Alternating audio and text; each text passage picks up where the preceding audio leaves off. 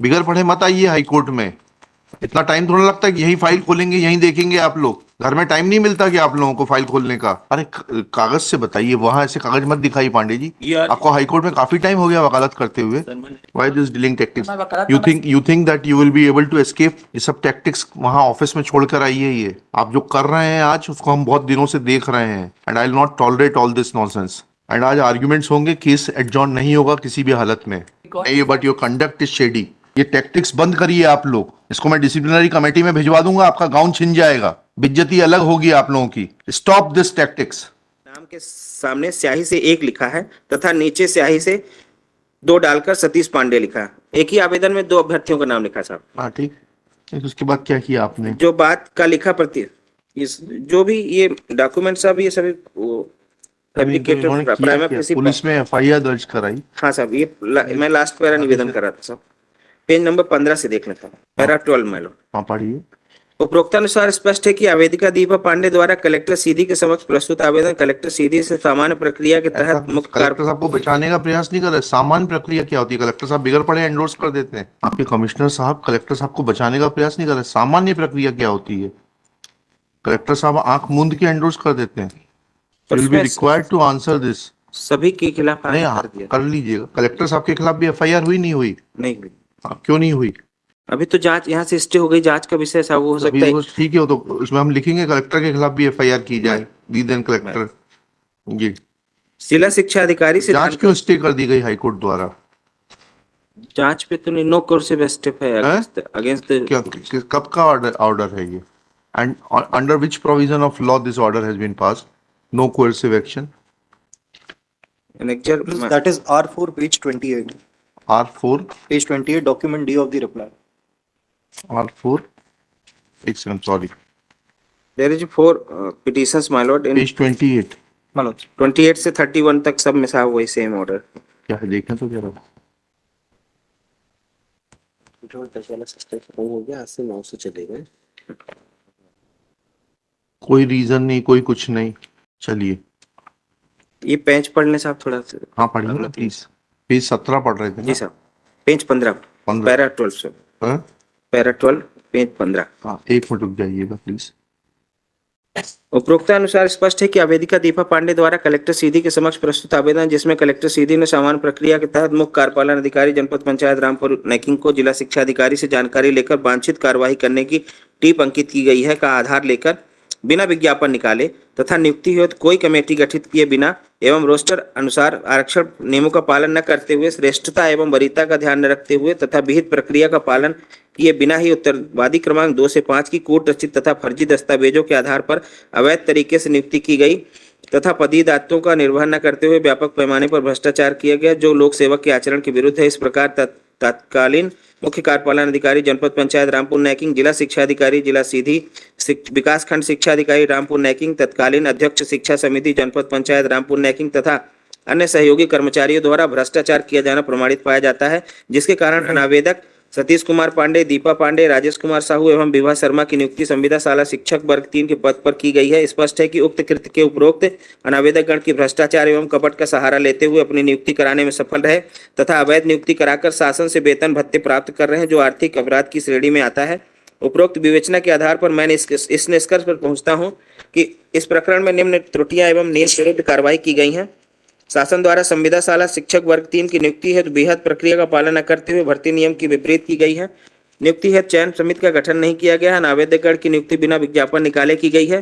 प्रथम आवेदन जो दीपा पांडे द्वारा कलेक्टर सीधी के समक्ष प्रस्तुत किया गया, उसमें पृथक से हैंड राइटिंग से सतीश कुमार पांडे का नाम जोड़ा गया है। दूसरे आवेदक राजेश कुमार साहू द्वारा कलेक्टर सीधी को प्रस्तुत आवेदन में कलेक्टर की मार्किंग नहीं है तथा उसमें विभा शर्मा का नाम पृथक से हैंडराइटिंग से जोड़ा गया है। अभिलेखों में जानबूझकर कूटरचना कर आदेश दिनांक 3/4/2011 द्वारा अनावेदक सतीश कुमार पांडे, संविदा शाला शिक्षक वर्ग 3 दीपा पांडे दिनांक 15/4/2011 तथा राजेश कुमार साहू, संविदा शाला शिक्षक वर्ग 3 विभा शर्मा में की गई नियुक्ति अवैध त्रुटिपूर्ण तथा अभिलेखों में कूट रचना कर विहित प्रक्रिया के विपरीत है। अतः अनावेदक क्रमांक 2, 3, 4, 5 की संविदा शाला शिक्षक वर्ग 3 पर की गई नियुक्ति तत्काल प्रभाव से निरस्त कर अनावेदक गणों को नियुक्ति दिनांक से अब तक भुगतान किए गए वेतन भत्ते, मय, ब्याज, राजस्व वसूली की बात वसूल किए जाने के आदेश दिए जाते हैं।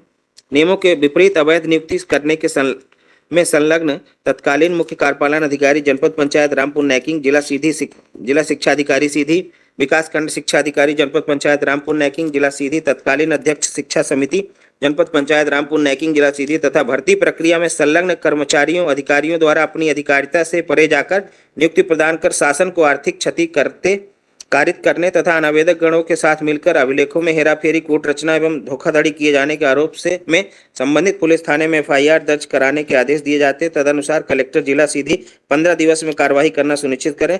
आदेश प्रति के साथ मुख्य कार्यपालन अधिकारी जनपद पंचायत रामपुर नैकिक से प्राप्त मूल नस्ती कलेक्टर सीधी को उपरोक्त ठीक है, कार्यवाही भेजा। हो गया।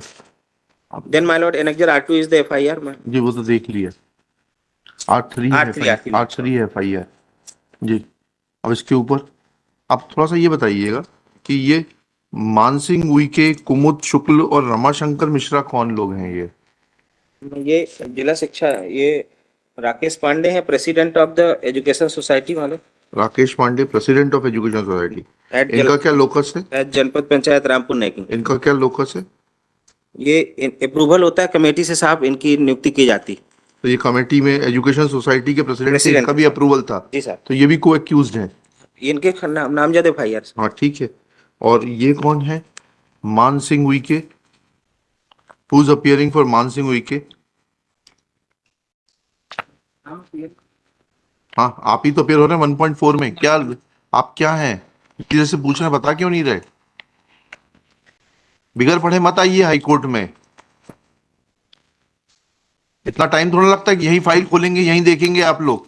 घर में टाइम नहीं मिलता कि आप लोगों को फाइल खोलने का। माय लॉर्ड मानसिंह उइके में 3 पिटिशनर है साहब। हाँ मानसिंह क्या है ये लोग? Mansingh block education officer, block education. Rai Singh former district education officer. Rai Singh हाँ। And third is my lord district education officer. हाँ जी। और Pandaram Padwar is the former chief executive officer Janpad panchayat Rampur necking. चलिए। और ये कुमुद कुमार शुक्ल क्या है? सर हम क्लर्क हैं और सर हमें से चार्ज लेकर के ये साकेत को दे दिया गया सर 4/1/2008 के आदेश से। ठीक। हमने रिजॉइनर फाइल किया है। जी जी। और ये कार्रवाई कब की है? ये कार्रवाई कब की है?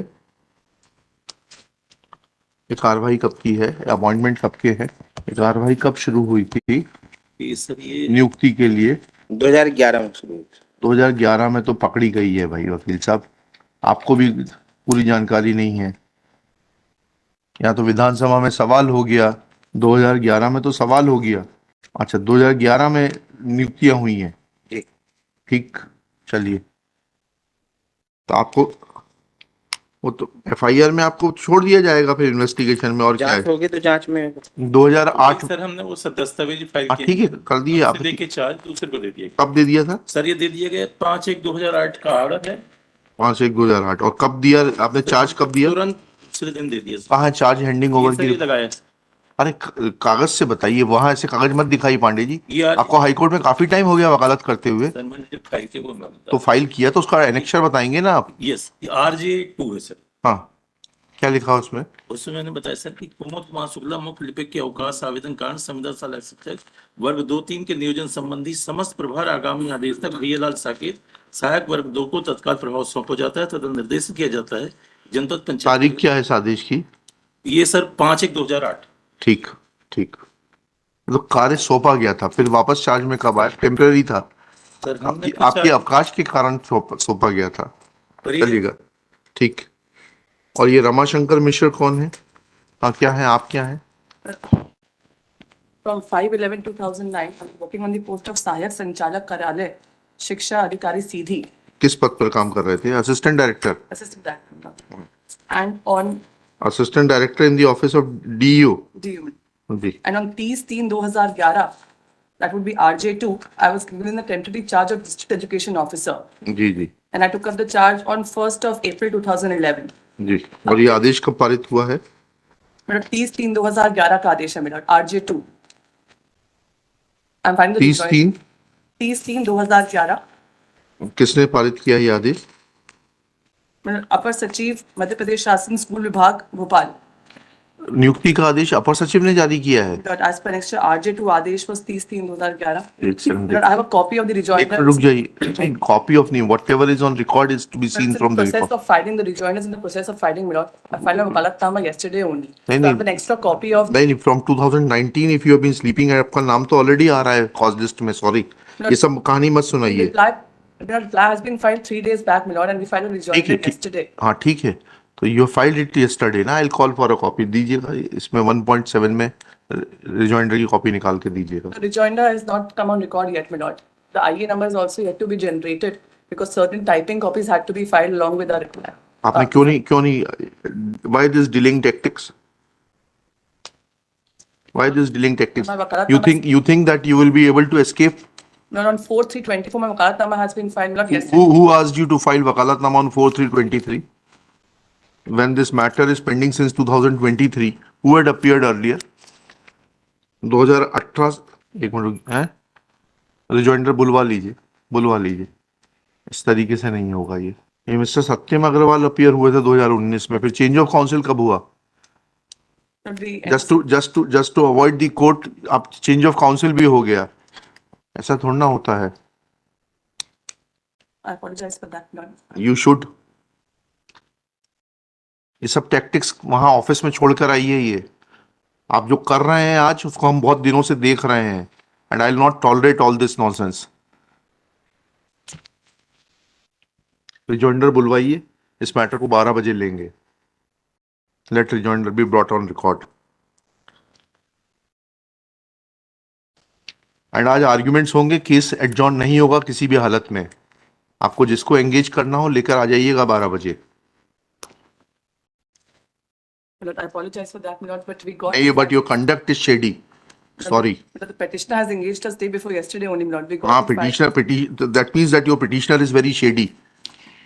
Why he engaged you? Do you get any special privilege in this court? My lord, he had engaged senior advocate Ramesh Agarwal. He's not available today. That's why I'm arguing on his behalf, my lord.